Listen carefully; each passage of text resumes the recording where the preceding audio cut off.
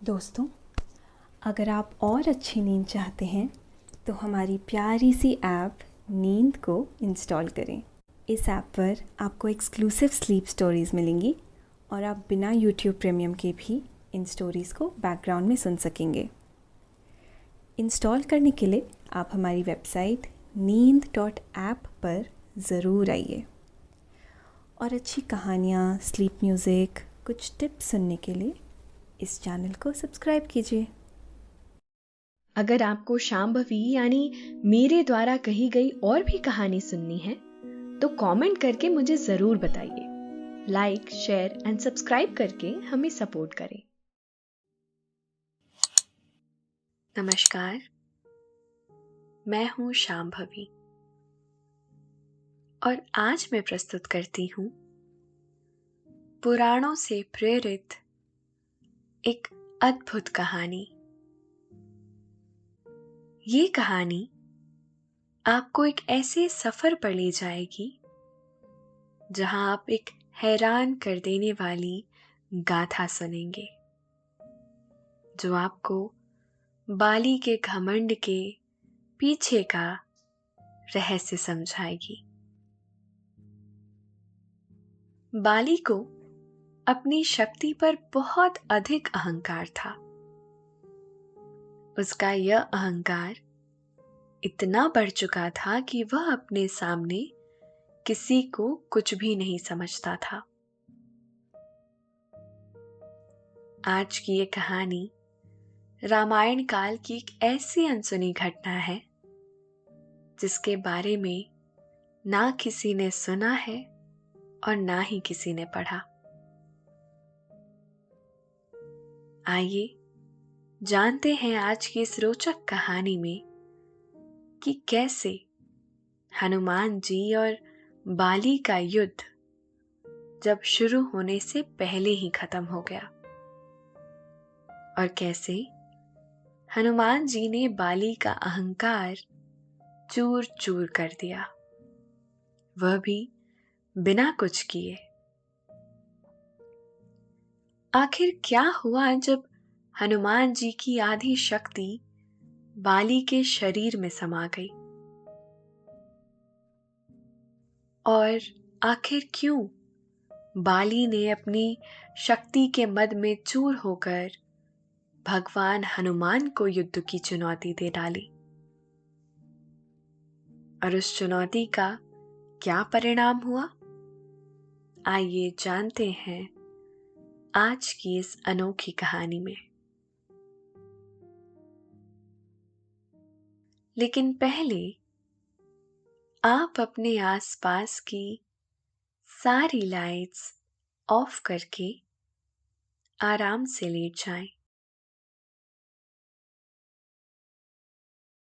अपनी आंखें धीरे से बंद कर लीजिए। अब थोड़ा सा अपने शरीर को आराम दीजिए। थोड़ा और आराम दीजिए। अपने शरीर को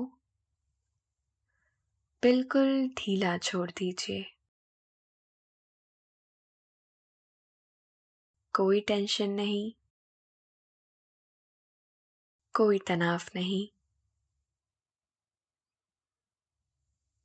अपने दिमाग में चल रहे सभी विचारों को, चिंताओं को त्याग दें।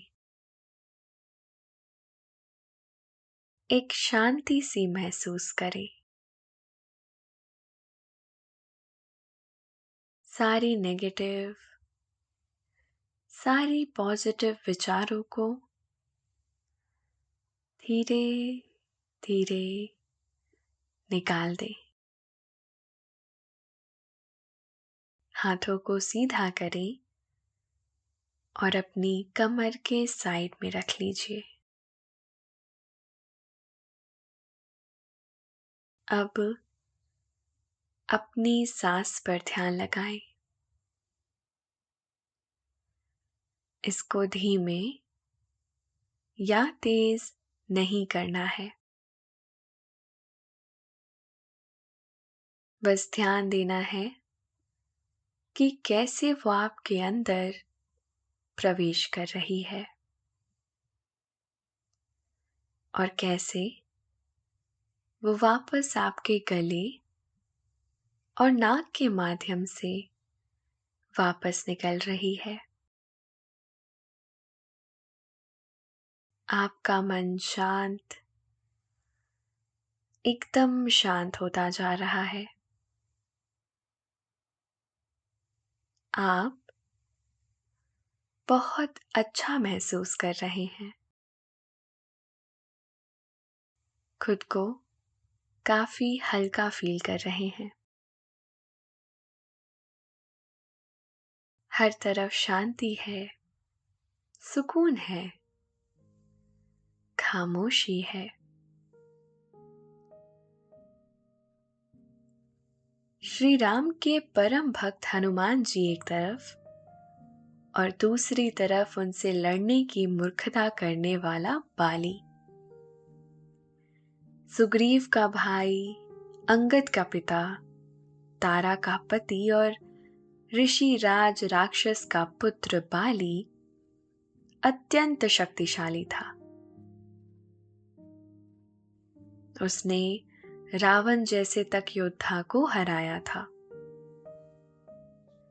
वो किशिकंधा का राजा था और देवराज इंद्र का धर्मपुत्र। लेकिन बाली आखिरकार इतना शक्तिशाली क्यों था? रामायण के अनुसार बाली को उसके धर्मपिता इंद्र से एक स्वर्ण हार प्राप्त हुआ था। इस हार की शक्ति के कारण बाली लगभग अमर ही था। जब कभी भी कोई भी प्रतिद्वंदी उसके सामने युद्ध लड़ने आता, तो इस स्वर्ण हार की बदौलत उस लड़ने वाले योद्धा की आधी शक्ति बाली के शरीर में समा जाती थी, जिससे युद्ध शुरू होने से पहले ही बाली अत्यंत शक्तिशाली हो जाता और हर बार युद्ध जीत जाता। एक समय ऐसा भी आया था जब बाली और पवन पुत्र हनुमान जी का आमना सामना हुआ था। अब सोचिए उस युद्ध में कौन जीता होगा। तो चलिए उसी घटना का वर्णन करते हैं। एक दिन की बात है, राम भक्त हनुमान जी वन में तपस्या कर रहे थे। उस दौरान अपनी ताकत के नशे में चूर बाली लोगों को धमकाता हुआ वन में पहुंचा और चिल्ला चिल्ला कर बस अपनी शक्ति की बड़ाई कर रहा था और सारे संसार को जीतने की बार बार कोशिश कर रहा था। वो दुनिया को बताना चाहता था कि उसे कोई भी कभी भी नहीं हरा सकता। वो अपनी शक्ति के घमंड में आ चुका था। जब जब वो सामने पथ पर पैर रखता और सामने उसके कोई पेड़ होता, तो वो उसे भी उखाड़ देता, क्योंकि वो अपना रास्ता नहीं बदलना चाहता था। उसके अहंकार की कोई सीमा ना रही और वो शक्ति के मध्य में इतना बलवान हो गया था कि प्रकृति का नुकसान करता जा रहा था। जो भी पेड़ उसे दिखाई देता, उसे अपनी ताकतवर बाहों में पकड़कर बड़े बड़े विशालकाय पेड़ों को ज्यों का त्यों उखाड़ देता और ऐसे ही उसने वन में पेड़ों का एक बड़ा सा ढेर लगा दिया। प्रकृति का ऐसा नुकसान देख वहां के वन निवासी बड़े ही परेशान हो रहे थे, परंतु बाली की मस्ती थमने का नाम ही नहीं ले रही थी। वह शक्ति के मद में चूर हो चुका था। उसकी शक्ति ही उसका अहंकार बन गई थी। उसे देवताओं से जो हार प्राप्त हुआ था, उस हार की शक्ति के कारण ही वह इतना मतवाला हो चला था कि किसी को भी कुछ नहीं समझता था। वह यह भूल चुका था कि हर शक्ति की एक सीमा होती है।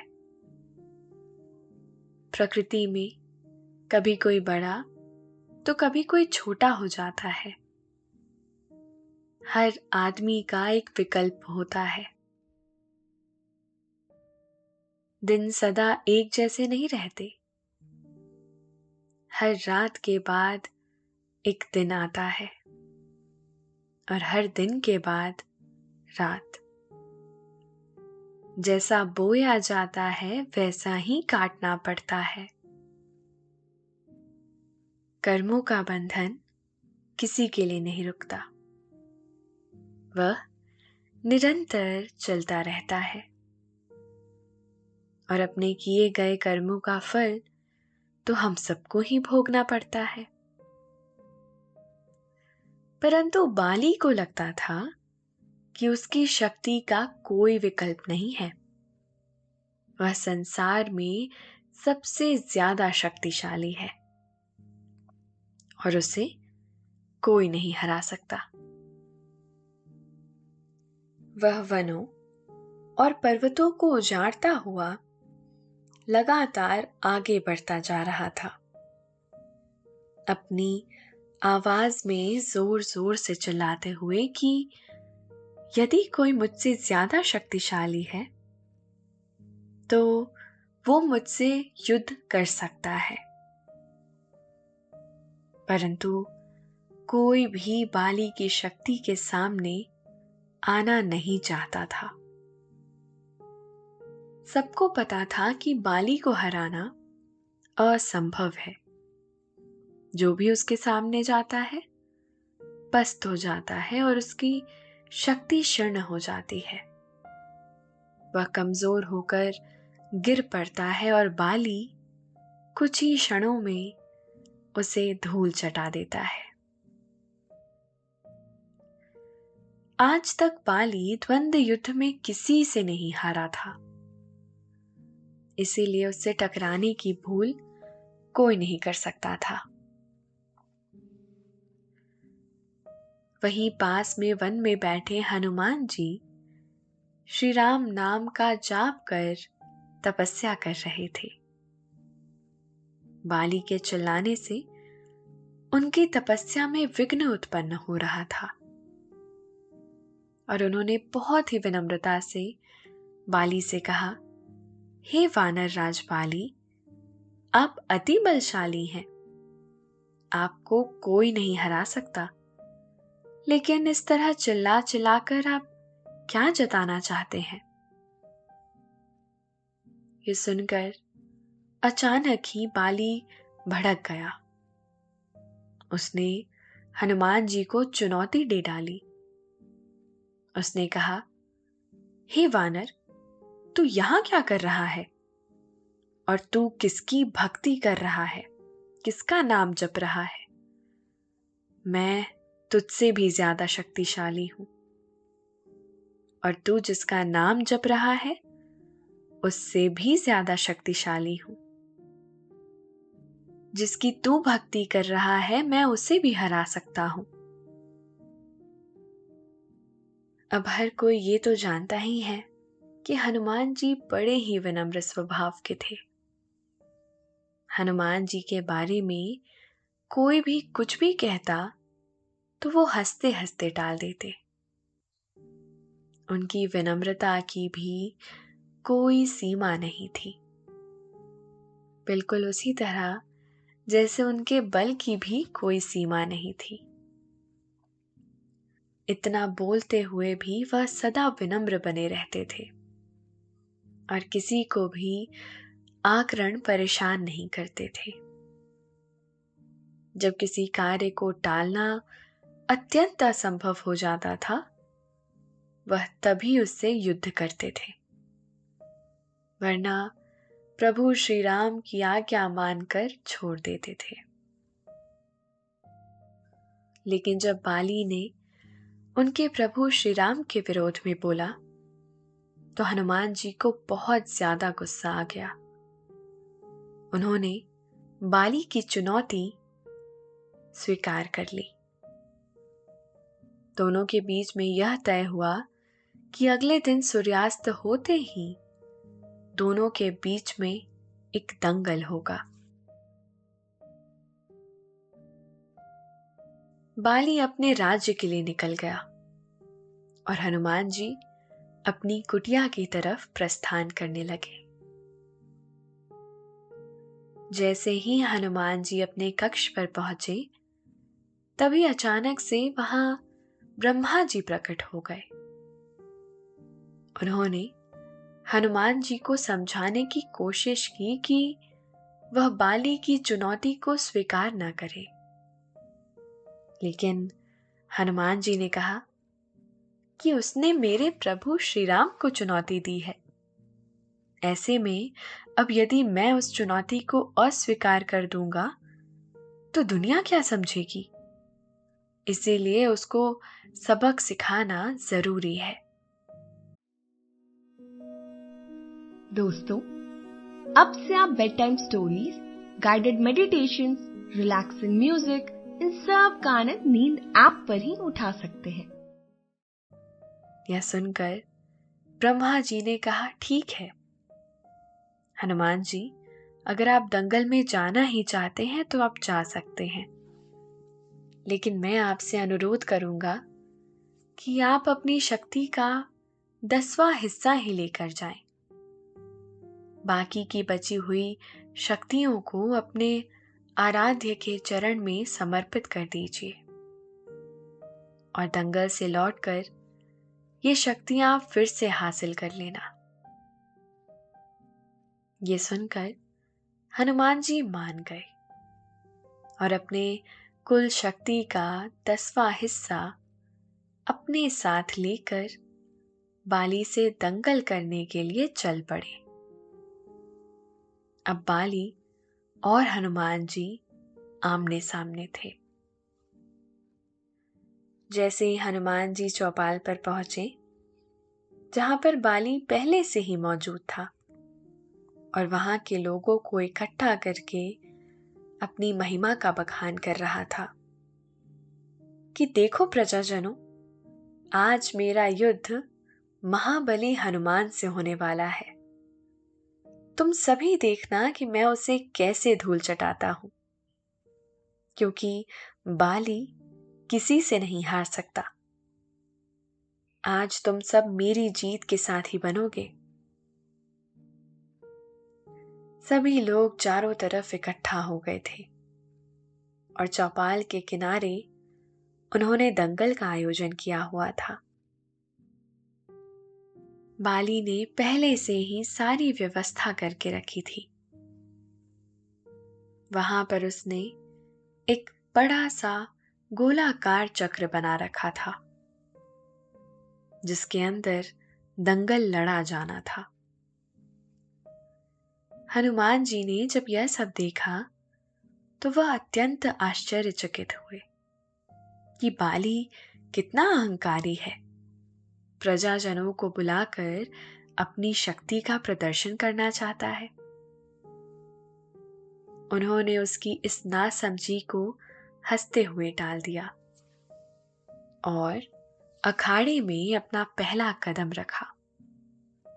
उसके बाद जैसे ही बाली ने उनके सामने अपना कदम रखा, ब्रह्मा जी के वरदान अनुसार और भगवान इंद्र द्वारा दिए गए स्वर्ण हार की बदौलत हनुमान जी की आधी शक्ति बाली के अंदर समाने लगी। यानी कि हनुमान जी अपनी शक्ति का 10वां हिस्सा लेके गए थे। उनकी आधी शक्ति यानी कि सिर्फ और सिर्फ 5% शक्ति ही बाली के शरीर में समाई। और उसी समय बाली अपार शक्ति को महसूस करने लगा। अब उसके अंदर वो शक्ति समाती जा रही थी। उसे लगा जैसे ताकत का कोई समुद्र शरीर में मिलकर इसे मार रहा है। चंद पलों के बाद ही बाली को लगने लगा कि मानो उसके शरीर की सारी नसें फटने लगी है। रक्त बाहर निकलने ही वाला है। बाली को कुछ भी समझ में नहीं आ रहा था कि आखिर ये उसके साथ क्या हो रहा है। तभी अचानक ही बाली के सामने ब्रह्मा जी प्रकट हुए। उन्होंने बाली से कहा कि अगर खुद को जिंदा रखना चाहते हो तो तुरंत ही हनुमान जी से कोसों दूर चले जाओ, अन्यथा तुम्हारा शरीर फट जाएगा और इस शक्ति के भार को सहन नहीं कर पाएगा। बाली को कुछ भी समझ नहीं आया, लेकिन वह ब्रह्मा जी को यूं प्रकट देखकर समझ गया कि जरूर कुछ गड़बड़ है। वो तुरंत ही वहां से भाग खड़ा हुआ। भागते भागते भी बाली को ऐसा महसूस हो रहा था जैसे ना जाने कितने सूर्य की शक्ति उसके शरीर में समा रही है। बहुत दूर जाने के बाद उसे अचानक से राहत मिली। शरीर में हल्कापन सा आने लगा। जो नस फटने को तैयार हो गई थी वह धीरे धीरे सिकुड़ रही थी और अपनी पुरानी अवस्था में पहुंच रही थी।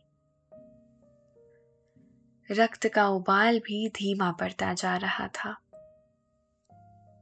कुल मिलाकर बाली को अब राहत महसूस हो रही थी और वह पुनः अपनी त्वचा को महसूस कर पा रहा था।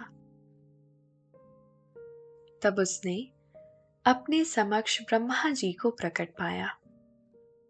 तब ब्रह्मा जी ने कहा, तुम खुद को दुनिया में सबसे शक्तिशाली समझते हो। हे मूर्ख बाली, लेकिन तुम्हारा शरीर हनुमान जी की शक्ति का तिनका भी ना सह सका।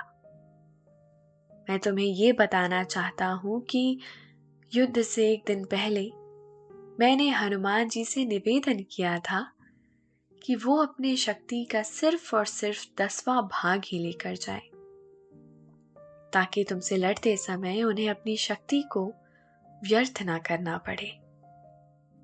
सोचो, वो सिर्फ 10वां भाग ही लेकर आए थे। यदि वो संपूर्ण भाग लेकर आते तो तुम्हारा क्या होता? बाली ये जानकर समझ गया कि उसने कितनी बड़ी भूल की है। बाद में बाली हनुमान जी के समक्ष पहुंचा और दंडवत प्रणाम किया और बोला, इतना बल होते हुए भी हनुमान जी आप शांत रहते हैं और राम भजन गाते रहते हैं, और एक मैं मूर्ख हूं जो इस बल को अपना अहंकार बना बैठा और आपको युद्ध के लिए ललकार लिया। मुझे क्षमा कर दीजिए हनुमान जी। इस तरह बाली और हनुमान जी का युद्ध तो टल गया, क्योंकि बाली हनुमान जी के 10वें हिस्से की तो बात आप छोड़ ही दीजिए, वो तो मात्र 1% शक्ति का भी प्रतिद्वंदी नहीं था। तो इस खास कहानी से आप ये पता लगा सकते हैं कि जब स्वयं हनुमान जी अपनी ताकत का सिर्फ और सिर्फ 10 का भाग लेकर ही बाली के समक्ष पहुंचे तो बाली टिक नहीं पाया। तो सोचिए रावण का क्या होता जो कि स्वयं बाली से हारा था। रावण का भी अहंकार उसे ले डूबा। हनुमान जी उसे भी दंड देने की पूरी शक्ति रखते थे। कहते हैं कि लंका दहन के समय भी हनुमान जी रावण को दंडित करके माता सीता को अपने साथ ला सकते थे, परंतु उन्हें प्रभु श्री राम की आज्ञा नहीं थी। अन्यथा हनुमान जी के पास जितनी शक्ति संचित थी, उस शक्ति से तो वह समूचे ब्रह्मांड को एक साथ परास्त कर सकते थे, क्योंकि उनके पास सभी देवताओं का संगठित बल था। सभी देवताओं ने अपनी सभी शक्तियां उनको प्रदान की हुई थी और ना ही कोई अस्त्र शस्त्र उन्हें हरा सकता था। इतना बल होते हुए भी वे सदा विनम्रता का पालन करते हैं और अपनी शक्ति पर कभी लेश मात्र भी अहंकार नहीं करते। एक बार युद्ध के समय जब हनुमान जी ने रावण पर अपनी मुट्ठी का प्रहार किया तो रावण मूर्छित होकर अपने रथ पर गिर पड़ा और उसका सारथी उसका रथ पीछे हटाने के लिए मजबूर हो गया। तब रावण ने अपने आप को जैसे तैसे ही संभाला और हनुमान जी की बहुत अधिक प्रशंसा भी की। उसने कहा कि तुम्हारा बल साक्षात भगवान शिव के समान है। जब तुमने मुझ पर प्रहार किया तो ऐसा लगा जैसे भगवान शिव मेरे समक्ष खड़े हों। मैं तुम्हारे बल की अत्यंत प्रशंसा करता हूं। तुम्हारे जैसे योद्धा युगों युगों में एक ही बार जन्म लेते हैं, परंतु फिर भी रावण ये नहीं समझा और उसका अंत बुरा हुआ। बिल्कुल उसी प्रकार बाली भी अत्यंत घमंडी था, जिसका अहंकार हनुमान जी की इस एक छोटी सी लीला ने चूर चूर कर दिया और सदा सदा के लिए उसका भ्रम तोड़कर रख दिया। बाली ने अपने उस हार की सहायता से कई महाबलियों को परास्त किया था। इसी कारण वह इतना अहंकारी हो गया था कि उसे लगता था वह सबको पराजित कर सकता है, पूरे विश्व से जीत सकता है और विश्व को अपनी मुट्ठी में कर सकता है। परंतु यह उसका भ्रम था।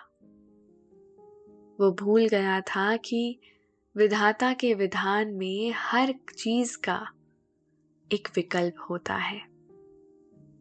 हर महाबली से भी बड़ा महाबली यह प्रकृति पैदा कर देती है और उसका घमंड चूर चूर कर देती है। बाली ने अपने जीवन काल में कई महाबलियों को हराया। जब एक राक्षस ने भैंस के रूप में आकर उसको चुनौती दी तो वह आग बबूला हो गया और उसने उसे मौत के घाट उतार दिया। आज भी उसकी अस्थियां किसी कंधा के वनों में पाई जाती हैं। इतने विशालकाय भैंसे को पूंछ से उठाकर फेंक देने वाले बाली उस घटना के बाद अति अहंकारी हो गया था। इतना ही नहीं, उसने रावण को भी अपने बाहों में दबाकर 7 समुद्रों की यात्रा की और सूर्य देव की पूजा की। वह इतना बलशाली और अहंकारी हो गया था कि उसके सामने कोई टिक नहीं पा रहा था। इसी शक्ति के मद में चूर उसने यह भूल कर दी और महाबली हनुमान जी को चुनौती दे डाली, जिसका परिणाम आज आप स्वयं जानते हैं। तो दोस्तों, ये थी आज की कहानी, बाली का घमंड। आशा है आपको आज की ये कहानी अच्छी लगी होगी। आपने ये कहानी सुनी, अब आपको अच्छा लग रहा है और समय हो गया है आपके सोने का। अब आप धीरे धीरे नींद की ओर बढ़ते जा रहे हैं और नींद आपको अपनी आगोश में समाती जा रही है, समाती जा रही है। शुभ रात्रि। दोस्तों, अब से आप आपकी मनचाही दादी और नानी की कहानियों से प्यारी नींद की कहानियां सिर्फ और सिर्फ नींद ऐप पर ही सुन पाएंगे। तो इसी तरह हमारे साथ कहानियों के जरिए जुड़े रहने के लिए आपकी अपनी नींद ऐप इंस्टॉल करें।